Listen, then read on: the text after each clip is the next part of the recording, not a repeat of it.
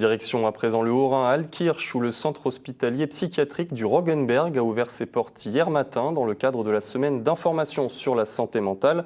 Des professionnels se sont ensuite rendus au lycée pour rencontrer les jeunes qui sont particulièrement exposés aux troubles psychiques. Reportage Stéphanie Maloran, Vincent Lemiel. Portes ouvertes au centre hospitalier psychiatrique. Une première au Roggenberg. L'idée, briser les tabous, déstigmatiser la santé mentale. 2 infirmières guident les visiteurs.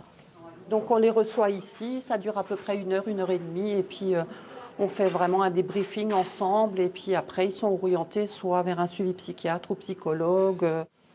Objectif, que les personnes qui vont mal, comme les dépressifs, osent pousser les portes de cet hôpital. Ici, un accueil de jour permet de rencontrer des soignants, de participer à des ateliers ou encore de faire de la médiation animale. France Ponce découvre les lieux avec son mari. C'est toujours intéressant de savoir comment on arrive à se stationner ici dans la vie, un peu pourquoi aussi. Pourquoi les gens ont besoin de telles structures, quoi. Ces portes ouvertes s'inscrivent dans le cadre de la semaine d'information de la santé mentale. Le directeur de l'hôpital a souhaité l'orienter en particulier vers les jeunes. La jeunesse souffre, on parle beaucoup d'harcèlement, on parle de beaucoup de difficultés post-Covid.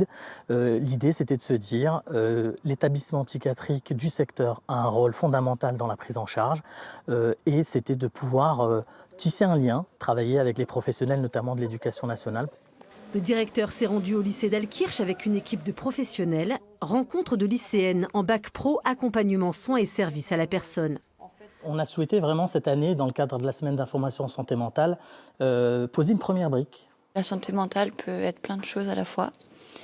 Et pour nous, c'est une super occasion qu'on a eue notre classe, quoi.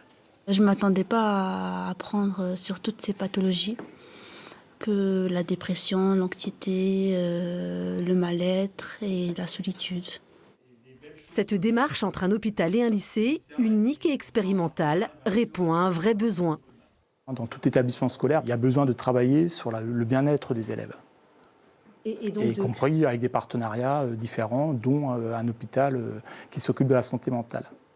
Cette première rencontre va déboucher sur la mise en place d'un conventionnement entre les 2 structures pour une prise en charge adaptée des jeunes. Dans le Songho, il n'y a que 4 psychiatres et demi en équivalent temps plein pour 70 000 habitants.